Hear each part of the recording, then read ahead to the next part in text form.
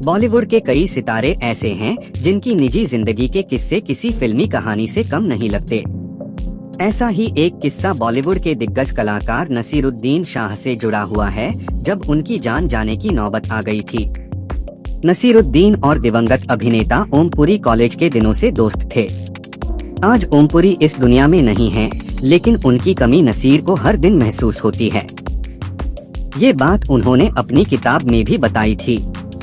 College के दिनों की वो दोस्ती इंडस्ट्री में करियर बनाने तक और मजबूत हो गई थी। ओमपुरी नसीर को अपना जिगरी दोस्त मानते थे और नसीर भी उनकी दोस्ती की कीमत समझते थे।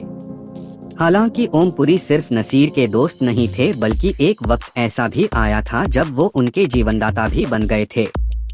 आपको बताते हैं क्या था वो किस्सा।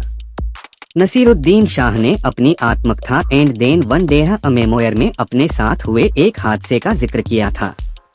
ओमपुरी और नसीरुद्दीन शाह की दोस्ती एनएसडी के समय से थी। यहाँ उन्होंने 4 साल एक्टिंग की पढ़ाई की थी। इसके बाद FTII पुणे में दोनों साथ पढ़े थे। 1976 में जब ओम मुंबई शिफ्ट हुए तो उन्होंने नसीरुद्दीन शाह के साथ एक एड फिल्म में भी काम किया। श्याम बेनेगल जब अपनी फिल्म भूमिका का निर्देशन कर रहे थे, तब एक ऐसा वाकया हुआ था जिसने इन दोनों की दोस्ती को और मजबूत कर दिया था। एक बार हुआ यूं कि फिल्म के सेट के पास एक ढाबे पर बैठकर नसीरुद्दीन और ओमपुरी खाना खा रहे थे।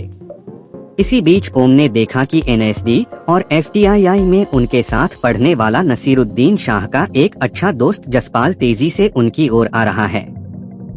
इसके बाद उनके पास पहुंचते ही उसने किसी चीज से तेजी से नसीरुद्दीन शाह पर वार कर दिया। ये हमला इतनी तेजी से हुआ कि 2 सेकंड तक किसी को कुछ समझने का मौका ही नहीं मिला। वहीं जब जसपाल ने नसीरुद्दीन शाह को मारने के लिए दोबारा हाथ उठाया तो ओमपुरी ने देखा कि उसके हाथ में चाकू है। इससे पहले कि वो चाकू से नसीरुद्दीन शाह पर हमला करता, ओम ने उसके हाथ पकड़ लिए।